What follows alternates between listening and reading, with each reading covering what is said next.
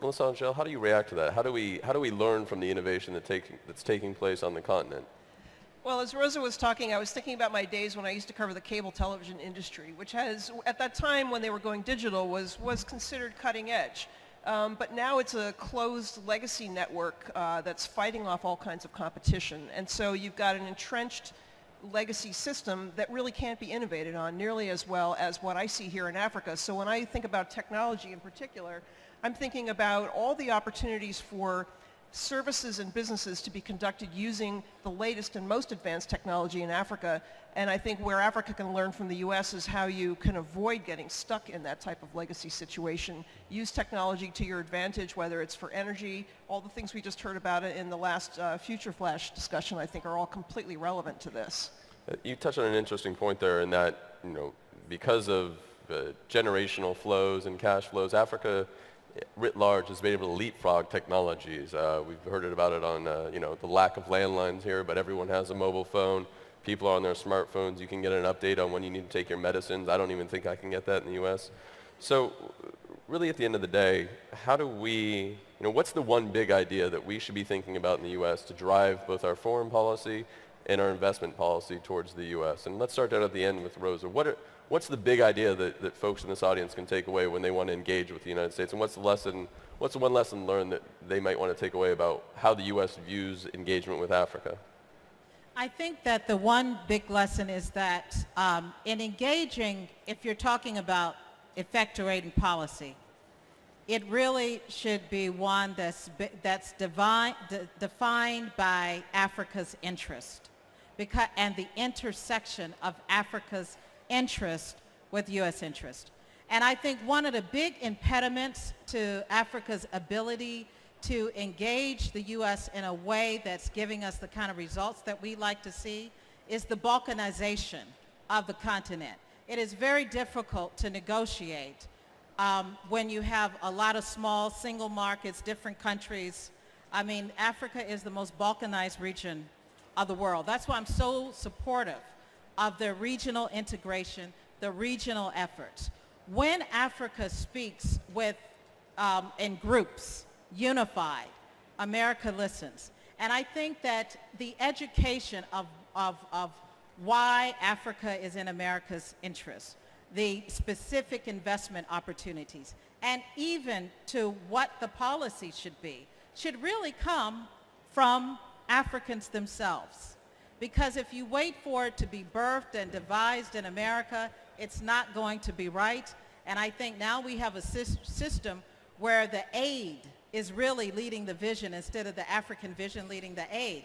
And I think it's frustrating for Africans to accept that, they have to kind of be more influential in dictating and directing what that policy should be. Defining for America how America can best support the continent. I think maybe we need to get our friend from the last panel from Senegal to help us out with speaking their minds. Ambassador? I agree. I think the idea of a U.S. model is out of date. Nobody's looking at the U.S. model. Maybe you compare systems, and we do have a model in the sense that once you have a project that's financeable, we have sequences and levels you can go through. But what we need are bright ideas and innovations, and those have to be indigenous. They have to come from inside the country.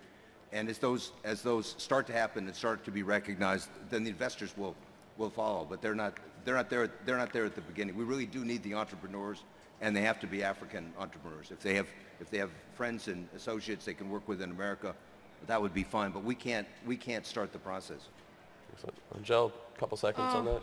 It is true that we all agree that Africa has the key to its own development, and Africa's problems need to have Africa's solution. And I'm sure everybody is agreeing regarding that.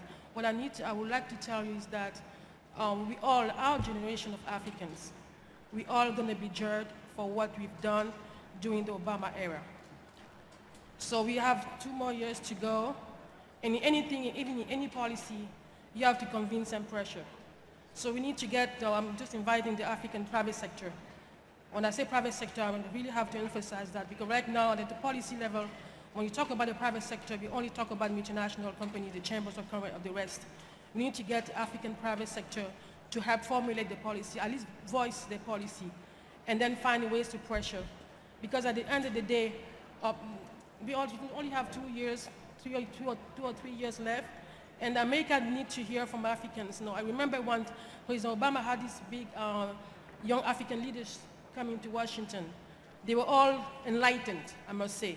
And at the end of the day, after our meeting in the White House, I figure the biggest winner on that initiative was not the young African leaders that get to Washington, was the American public. But they got to see, they were all surprised about the intricacies and the brilliancy, the sophistication of the question the young folks from the country was asking the president, even though they haven't traveled overseas. It was a good educational experience for the American public. We need to have more of that. I think will make a big difference. And the last thing is, in anything, you don't get what you deserve. The African need to stop talking about being romantic and thinking that people are making investors because it's a nice continent. You have to convince and pressure. You also have to negotiate what you have. You don't have what you deserve. You have what you negotiate. That's the only way we can have a mutually beneficial relationship with the continent. Excellent. The 2 points I think are critical are, as Rosa mentioned, regional integration, and it's always a fine balance between governments that want to maintain complete sovereignty and then what's really in the best interest long-term of the region. So the East African community is a perfect example where you theoretically have free markets, but there are all kinds of non-tariff barriers that get thrown up. And thinking about a multinational company coming in, the East African community is a fantastic market if you look at it as a whole, but as a practical matter, it's not really like that. You need different visas, you have different requirements for free movement of labor between countries for African workers, and it could be very challenging. And just one other thought I want to leave the audience with is, in my work, I've spent a lot of time in China looking at how U.S. companies can be successful in adapting their model to work in China.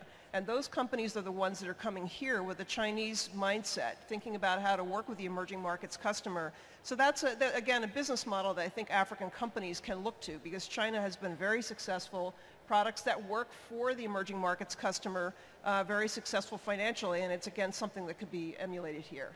Excellent. Well, we're almost out of time. I think the best way to summarize this is, I think, if the U.S. and if we don't take some of the lessons we've learned from the audience and from the panels over the last day or two and take that back to Washington or our respective businesses and tell Congress and tell our business partners how much activity is happening here, we truly are going to be left behind as an engagement. And Rosa, you hit on a really critical point that I think all of us here in the audience need to think about that have a U.S. perspective is the national security risk without U.S. engagement in Africa. If the U.S.